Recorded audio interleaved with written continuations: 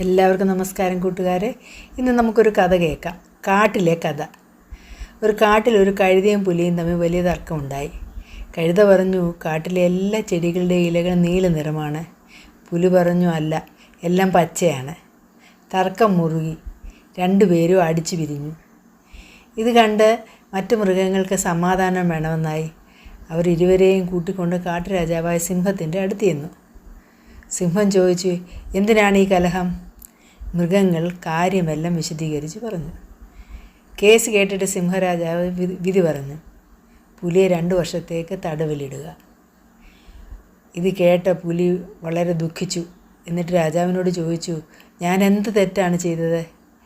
സിംഹം പുഞ്ചിരിച്ചുകൊണ്ട് പറഞ്ഞു, നീ തെറ്റൊന്നും ചെയ്തില്ല, നിൻ്റെ വാക്ക് ശരിയാണ്. പക്ഷേ ശിക്ഷ കിട്ടിയത് ഒരു കഴുതയുമായി തർക്കിച്ചതിനാണ്. കഴുത മീൻസ് വിവരമില്ലാത്തവനുമായിട്ട് തർക്കിച്ചതിനാണ്. ഇതിൽ നിന്ന് നാം പഠിക്കേണ്ട കാര്യം എന്താണ്? അജ്ഞാനിയുമായി ഒരിക്കലും തർക്കിക്കരുത്. അതായത് വിവരമില്ലാത്ത ആൾക്കാരുമായിട്ട് സംസാരിക്കരുത്, അവരുമായിട്ട് തർക്കിക്കാൻ പോകരുത്.